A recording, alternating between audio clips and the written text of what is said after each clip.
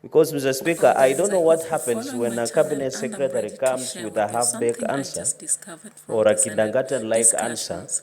So I hope you've subscribed to my channel and you are press the notification bell so that in case of anything, you will be up to date.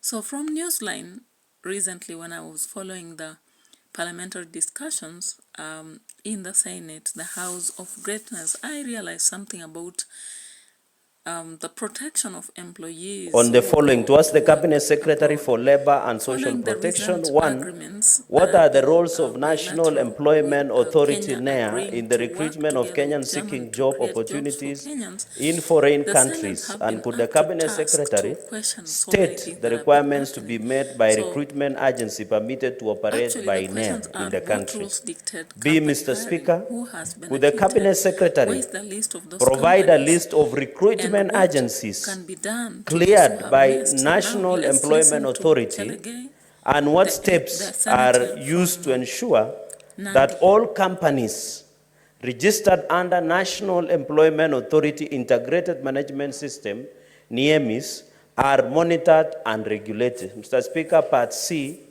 could the Cabinet Secretary also provide a list of Kenyans who have successfully applied for jobs in the diaspora following the numerous agreements between Kenya, for example, like the other day with Germany and other nations, and including the countries that are deployed to avoid misinformation? Mr. Speaker, finally, what is the status of the investigations into the operations of Messrs. Worth Star Africa Limited, an agency operated by one Pastor James Wanjohi that reportedly defrauded Kenyans over Kenyan shillings 600 million with a promise to assist them secure jobs abroad? And could the Cabinet Secretary state the plans, if any, to compensate these victims? The Speaker, I thank you. All right, so audience Kenyans,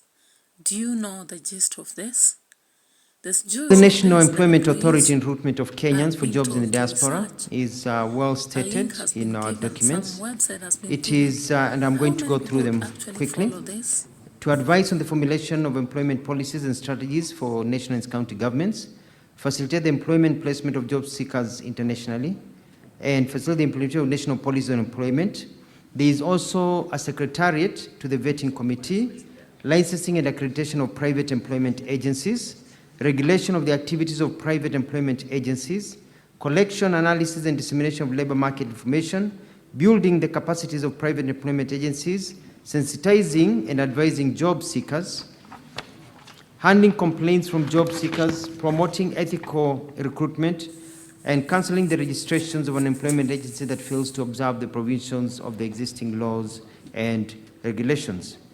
The requirements to be met by recruitment agency to be permitted to be operated by NEA is in our website, which is www.neaims.go.ke.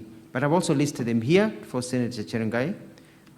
There's an application letter for registration, a certified copy of the certificate of incorporation as a limited company, company articles and memorandum of association, company CR2 for the current year, must have a minimum share capital of 5 million shillings, a copy of a county government license, show that you are operating legally, company tax compliance certificate for the current year, registered and fully equipped physical office with the prescribed sizes. A company director must also submit a copy of his or her or their IDs, 2 passport size photos, current police clearance certificate, a valid work permit in case of any foreign director, certified academic certificates, which must be certified by the Directorate of Quality Assurance of the Ministry of Education. Company manager must also submit the following documents: a degree certificate in business-related field from a recognized university in Kenya that is also certified by the Quality Assurance of the Ministry of Education, an appointment letter to work for that company with clear terms, and a copy of an ID. Mr. Speaker, it is very clear that the process is heavy, that you really need to qualify. And these are very many requirements. You need to qualify because we need people who are in this industry, and we need people who are valid. That's why we ask all these questions, all these documents, including a visiting of the space where they work, to ensure that it is not a briefcase company. And then you are given your document. Now you can actually see that second question about vetting by Interministerial Vetting Committee. An interministerial committee vets all private employment agencies seeking registration and renewal of licenses. It consists of the ministry responsible for labor, immigration, internal security, foreign affairs, and the AG. During the vetting, the applications made by private employment are looked at, and making the independent recommendation approval or non-approval is also deliberated. In other words, it is not enough for you just to provide the documents. It's not enough that you qualify. Yes, we take you one step further. Yes, you may qualify on paper, but should you, in terms of national intelligence, are you a crook? You know, have you been bad somewhere else? Are you working with other people? Are you, we go further to ensure that the vetting weeds out the bad people. And the vetting from what I've learned is that out of the people vetted, about 30 to 40% never qualified, even though they had the documents. So it is a real operation to ensure that we get the best. So the government here does its job. After approval, you pay a full registration fee. And then you have to be a member of a recognized association of private employment agencies, because we need somebody also to keep on monitoring you, so that when you go rogue, they're able to tell us. And then you execute 1.5 million security bond to the bank. This is for people who are engaging in foreign recruitment. So Mr. Speaker, sir, tomorrow, Cabinet Secretary is misleading the House. Hope for the best. You know why? The list is saying he has filed through the Secretariat. It's not there. So why is he playing with the minds of Kenyans? Mr. Speaker, we are serious people. We don't wake up here to come and joke around. If the CS cannot take his work seriously, Mr. Speaker, he should be sanctioned, because the issue Kenyans, Mr. Speaker, have been caught daily by fake recruitment agencies, Mr. Speaker, and mislead the House, to mislead people who have sat even in cabinet, including Senator Machakos, somewhere in Tala, have an internet. If the CS could come and table the list of all recruitment agencies, those who have been blacklisted, is it hard, Mr. Speaker?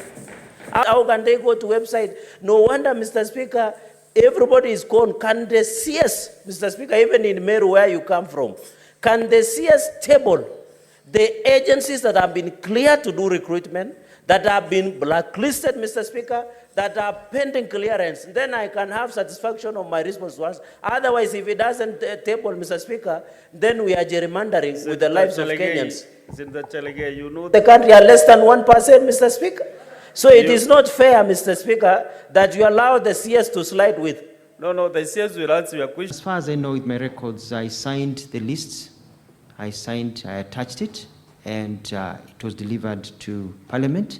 We'll follow up with my staff to see whether the people did the right thing. So I cannot say it is attached if it is not attached. As part of my answer, it was delivered. And so we'll check. If there's any misnomer, my apologies, it will be given, but I believe the list is provided, because I... Piece of this bilateral agreement submitted to ensure that it has clauses that protect against malpractices, including retainment of passports of workers who go abroad, including retention of their salaries for months on end in the name of paying for their air tickets and paying for the agency fees. I would want to see how the government has protected. And finally, Mr. Speaker, I want to know whether the ministry has set aside a budget to actually sensitize those who cannot access websites and the lot that I'm speaking about, by discussing these issues on radios, listing the genuine and the not genuine agents, in order for the ordinary desperate girl in the far-flung village in Dori who wants to go and work in Saudi Arabia is able to know that they are being conned. And especially to some of these countries where these issues are, and they should undergo a training. And during the training, they will be empowered. They'll be empowered with information about what their rights are. Your passport is yours. You should never give your passport to anybody else.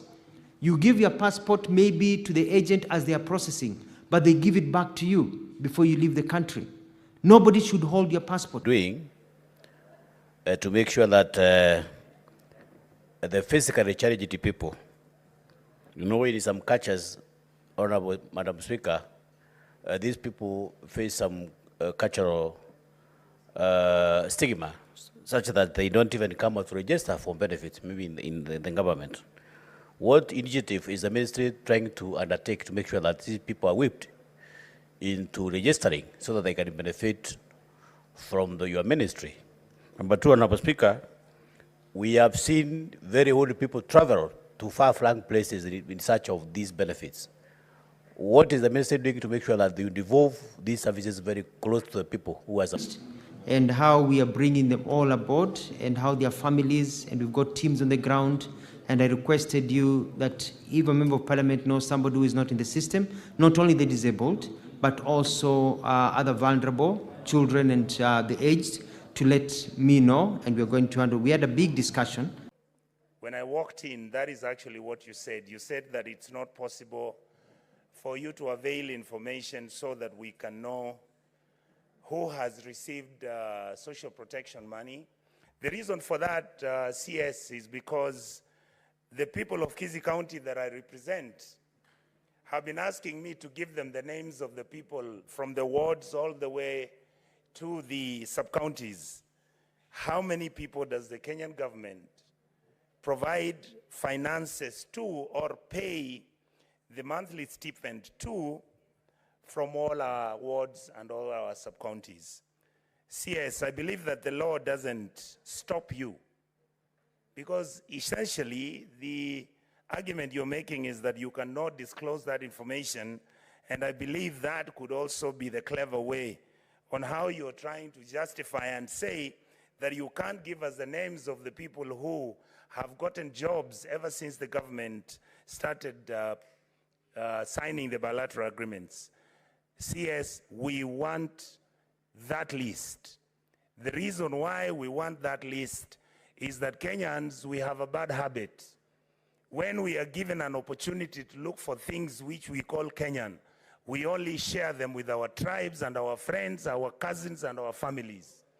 That list is the one which will show the equity, the fairness and the distribution of those jobs that you are giving out there. So the first question I wanted to ask you is, can you please promise this House that you're going to provide that list, and it will be a genuine list, and it will be an honest list? Number two, and Madam Chair, I really got confused because when I came in, there was a wonderful question that Senator Kavindu had raised, and this had to do with the Kenyans, because this is a matter she's held personally. The question I wanted to ask the CS is that, does he think, and I could suggest that, Your Honorable, you could engage with CS, with the Chief Secretary Musalia. Do you think, or don't you think, that as we sit in this House, that it is actually us as a country, we are busy complaining how the American government has never compensated Kenyans who are injured from the bomb blast which took place. But the reality is, it is our responsibility as leadership in this country to make sure that this House can pronounce itself so that even when the Americans are busy in court trying to figure out this issue, don't you think that as Kenyans we need to compensate our people who died and the people who actually were blown up during that bomb blast which took place in Nairobi? I think, Madam Chair, Madam Speaker, we've been extremely irresponsible and casual the way we handle this matter. And lastly, I want to ask the CS, I hope he can... Honorable Senators, you are actually supposed to ask just one question. Thank you. Yeah, I will stand down, Madam Chair. Thank you so much.